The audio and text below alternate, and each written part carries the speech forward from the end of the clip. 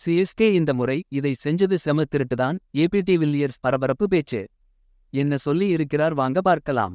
அடுத்த வருடம் IPL தொடருக்கான mini ஏலம் நடைபெற்று முடிவுக்கு வந்திருக்கிறது.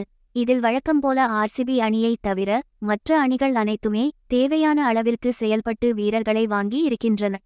மிக குறிப்பாக ஐபிஎல் தொடரின் 2 பிரதான முக்கிய அணிகளான சென்னை சூப்பர் கிங்ஸ் மற்றும் மும்பை இந்தியன்ஸ் என 2 அணிகளும் வீரர்களை மிகவும் சுலபமான முறையில் வாங்கி இருக்கின்றன. இதில் சென்னை சூப்பர் கிங்ஸ் அணி அம்பதி ராயுடு இடத்துக்கும் பொதுவான ஒரு வேகப்பந்து வீச்சாளருக்காகவும் ஏலத்திற்கு வந்தது. அவர்கள் கையில் 32 கோடி பணமும் இருந்தது. எனவே இந்த சாதகத்தை வைத்து அவர்கள் தேவைக்கு மேல் சிறப்பாகவே ஏலத்தில் வீரர்களை வாங்கி விட்டார்கள். குறிப்பாக அம்பதி ராயுடு இடத்துக்கு ரச்சின் ரவீந்தரா, டேரில் மிச்சல் மற்றும் இளம் வீரர் சமீர் ரிஸ்வி என தரமான 3 வீரர்களை வாங்கி விட்டார்கள்.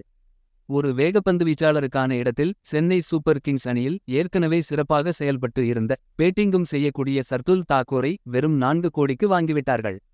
இந்த நிலையில் நடந்து முடிந்த ஏலத்தில் முதலில் சென்னை சூப்பர் கிங்ஸ் அணியையும் அடுத்து கொல்கத்தா நைட் ரைடர்ஸ் அணியும் பற்றிய பேசிய ஏபிடி வில்லியர்ஸ் கூறும் பொழுது, சிஎஸ்கே ஐபிஎல் தொடரில் ஒரு ஸ்மார்ட்டான டீம்.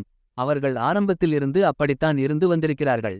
அவர்களுக்கு மிடில் ஆர்டரில் ரவீந்திரா மற்றும் மிச்சல் இருவரும் தேவைப்பட்டார்கள் என்று நினைக்கிறேன். இந்த நியூசிலாந்து வீரர்கள் 2 பேருக்கும் சிறந்த உலக கோப்பை இந்த முறை அமைந்திருந்தது. மேலும் இருவருமே இந்தியாவில் சதங்கள் அடித்து இருந்தார்கள். சர்துல் தாக்கூர் அனைத்து வடிவங்களிலும் சிறப்பாக விளையாடக்கூடியவர். அவரை சிஎஸ்கே 4 கோடிக்கு வாங்கியதுதான் இந்த வருடத்தின் ஐபிஎல் தொடரின் மிகச்சிறந்த திருட்டு என்று ஜாலியாக கூறியிருக்கிறார். மேலும் கொல்கத்தா நைட் ரைடர்ஸ் அணி பற்றி பேசிய அவர், கொல்கத்தா அணிக்கு நல்ல பந்து வீச்சு வரிசை இருக்கிறது. ஆனால் அவர்களுடைய பேட்டிங் வரிசை நல்லபடியாக இருக்கிறது என்று நான் நினைக்கவில்லை.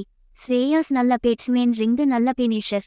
ஆனாலும் அவர்களுடைய பேட்டிங் லைன் அப் ஐபிஎல் தொடரை வெல்லக்கூடிய அளவில் இருப்பதாக நான் நினைக்கவில்லை என்று கூறியிருக்கிறார். நன்றி, வணக்கம்.